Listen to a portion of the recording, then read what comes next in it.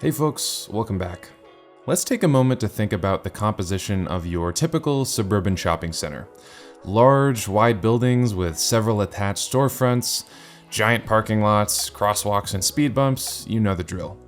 Many of these places were built decades ago and are aging, and thus aesthetically are pretty awful. But as I've gotten older, I've begun to realize that I loathe going to even brand new strip malls, even the nice ones. I started thinking about why that is. For one thing, it really is kind of an ordeal. You get in your car and drive down what's likely a busy and dangerous strode. Then you might look for a parking space and narrowly avoid a collision in the lot. You dodge some more traffic walking up to the storefront, and then you might do it all again somewhere nearby, which you'll probably end up driving to. Sure, that sucks, but the ability to drive out and buy anything you want at any time is pretty great, right? Yeah, it is, but we can do a lot better. These shopping centers, old and new, all share one crucial trait. These are places you go to out of necessity, not desire. You go to these places because you need to get groceries or see a doctor, not because you want to spend time there. In very car-dependent areas like the one that I'm in, these places are designed at the scale of cars, not people. The vast seas of asphalt surrounding the storefronts have one purpose: to allow cars to get in and get out. Once you leave your car, the architecture surrounding you becomes hostile and uncomfortable. Now, my home city of Raleigh, North Carolina is stuffed to the brim with these things. However, nearby is a place called the Village District, formerly Cameron Village. The city is expanding its definition of what exactly this area is, but to Raleigh natives, you'll probably be thinking of this center nucleus of retail buildings attached together, not unlike the strip malls I was showing earlier. While this place is much closer to walkable areas like the campus of NC State and downtown Raleigh in terms of its physical location, it's still in what I'd consider to be a very car-dependent area and is crawling with cars and parking spaces. But I don't hate being there. In fact, it's kind of nice. Sometimes if I go and get coffee or get my hair cut, I find myself just hanging out and walking around a bit. And I notice lots of other people doing the same. What's so different about this place? What makes it so special and popular? How can we better design shopping centers for people, not cars? Let's explore.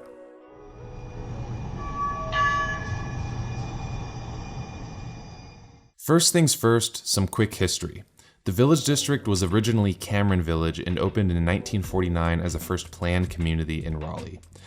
It also contained what was the first open-air shopping center of this type built between DC and Atlanta. Disaster struck in the 60s when several parking decks were built to accommodate more car traffic, but they were later removed, which, in my opinion, probably is the reason this place has stood the test of time so well and is what it is today. Anyways, let's get into that a bit more. One of the first things that I noticed visiting the Village District recently were the crosswalks. The best way to design a crosswalk for pedestrians is to have it raised up to the height of the curb so that cars are forced to cross a level walking area and not the other way around. These aren't that, but for North America, they're pretty good. The brick material extends to the sidewalks, making it seem more like a continuous space, and some of them are also really giant. I feel much more comfortable walking here than regular parking lot areas, so to speak.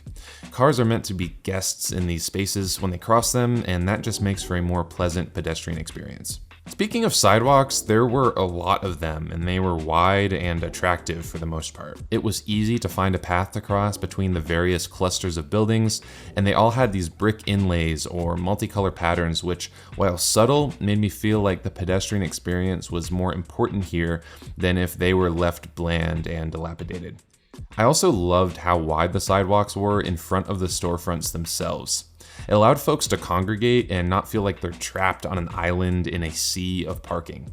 In fact, there's been lots of interesting study on the relationship between sidewalk width and building height. People tend to feel more comfortable with wider sidewalks around taller buildings. This is one of the reasons why skyscrapers are a bit controversial for a lot of urbanists. Most of these buildings are only 1 to 2 stories, so the wide sidewalks are very generous. A lot of the corner areas also acted as functional and attractive plazas of sorts.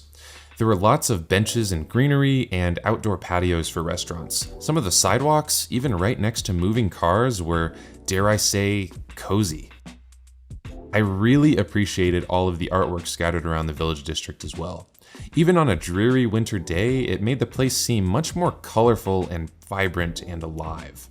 The building facades were also varied and unique, and them being so old probably helps with that.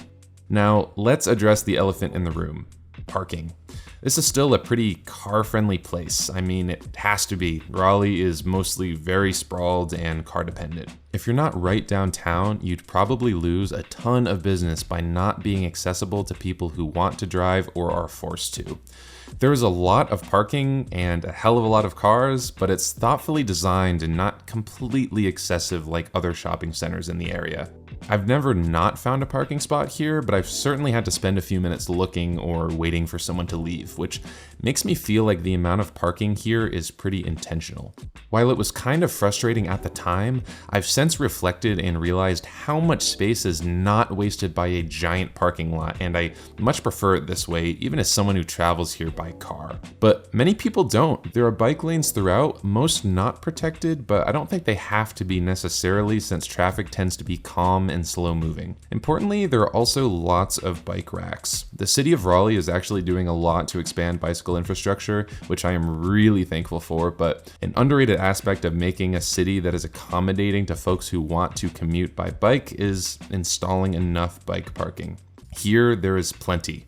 There are also some good public transit connections via the Go Raleigh buses, and the stops are pretty nice, at least in comparison to what you'll find elsewhere in the city. Many people just live around here too. Lots of apartments, townhomes, and condo towers have popped up right nearby, and I'm sure that those people just walk. Remember that thing that I said about giant parking lots and wasted space? That's another thing I want to talk about. There's another big shopping center nearby called Cary Crossroads, which I find myself going to pretty often.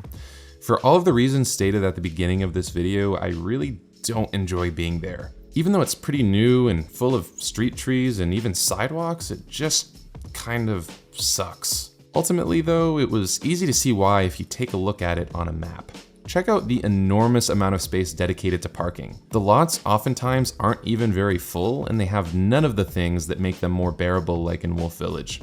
It gives this place the appearance of being much bigger than it is. Technically, yes, that is true, but it's almost all parking. Cary Crossroads and the Village District Shopping Center both clock in at around 100 stores, with Crossroads probably having a few more. But the area it takes up is, by my estimate, over 10 times that of the Village District. What a waste. If I want to go to, say, 2 or 3 locations in Cary Crossroads, I usually need to park at one and then drive over to the next, and so on. It's also not even a good experience for drivers. Walnut Street is a classic stroad, and these inner streets get super congested. It's no wonder that I dread trips here and never spend more time in this place than I have to. All the pavement is super expensive to maintain, and honestly, I wouldn't be shocked to see this place fall into a state of disrepair over the next few decades. Again, compare that to the Village District, which has become an icon of the city and has transformed the surrounding area into a rather dense, walkable urban landscape. I hope that new developments use the Village District as an example of how to make a shopping center that doesn't completely suck in an otherwise car-centric area. It just goes to show what happens when you design places for people, not just cars. If you enjoyed this content, please share it and subscribe. I've been really heartened seeing all the folks online banding together with the common goal of making their communities just a little bit better. I also really appreciate everyone who has supported me making content thus far. Anyways, I hope you enjoyed, and I'll see you next week.